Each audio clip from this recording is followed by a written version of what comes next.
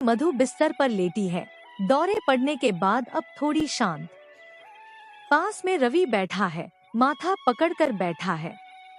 रवि परेशान होकर, डॉक्टर भी कुछ समझ नहीं पा रहे।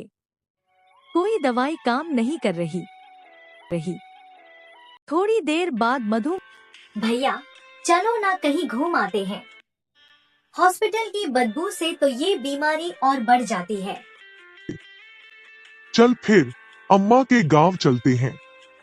वहाँ का नींबू पानी और झूले, तेरी बीमारी ऐसे भाग जाएगी। और वो गोटू जो हर बार छुपा छुपाई में पेड़ पर चढ़ जाता था। रवि हाँ, और नीचे गिरते ही रो देता था, मुझे सांप ने काट लिया। रामू काका रिक्शा लेकर आ जाते हैं। रवि और मधु सामान लेकर बाहर निकलते हैं। हंसते हुए, बिटिया गांव जा रही हो तो याद रखना वहाँ शतरंज अब भी मैं सबसे अच्छा खेलता हूँ। इस बार हराऊंगी आपको, और लूडो में तो मैं बचपन से ही चैंपियन हूँ। बारिश की हल्की बूंदें गिरने लगती हैं। इस बारिश में फिर से नाच मत शुरू कर देना जैसे बचपन में करती थी। नानी ने तब छड़ी मार दी थी, याद है? और तू चुपचाप छत के नीचे बैठा मूंगफली खा रहा था। एक कीचड़ से भरा खेत, सड़क पर गायों की कतार। मधु जिद करके एक ढाल रुक जाती है। मधु भैया, वो टॉफी वाली दुकान अब भी होगी क्या? है बिटिया, और अब भी वही बूढ़ा लाला बैठता है जो तुम्हारे झूठे पैसे नहीं लेता था। ढाबे पर सब परांठे खाते हैं, हंसी मजाक होता है।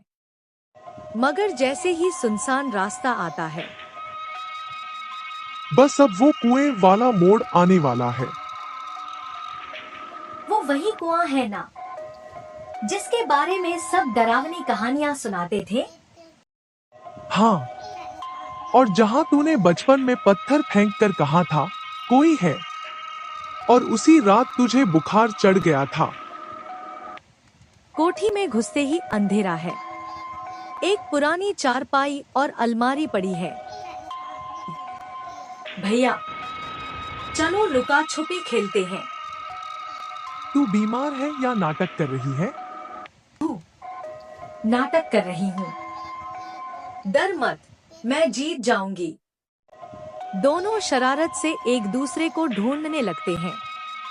लेकिन तभी मधु अंधेरे में एक कमरे में जाती है और अचानक शांत हो जाती है।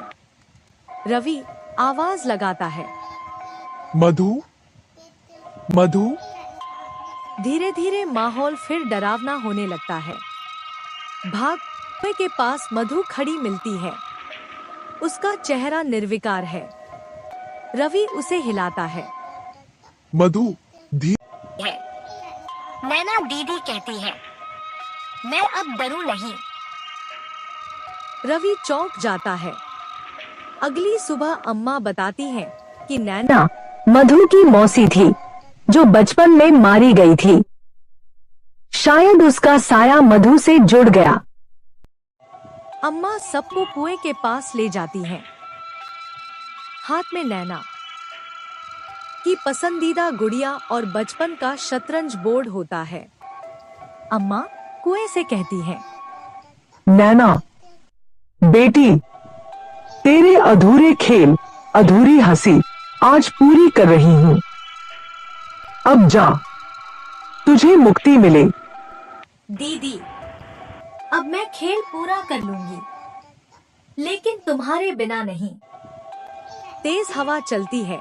एक चुप सी आवाज आती है, जैसे कोई हंसकर विदा ले रहा हो। मधु बेहोश हो जाती है। मधु अब ठीक हो चुकी है। घर में फिर से वो लूडो खेलती है। रामू काका शतरंज में हारते हैं और अम्मा सबके लिए आम पना बनाती हैं। रवि देखते हुए, अब डर नहीं लगता, क्योंकि जहाँ हंसी होती है वहाँ साया भी मुस्कुरा देता है। पिपराहीपुर में फिर से बच्चों की हंसी सुनाई देती है। कुएं पर तुलसी का पौधा, और वहां एक तख्ती लगी है। यहाँ अब सिर्फ यादें हैं, डर नहीं।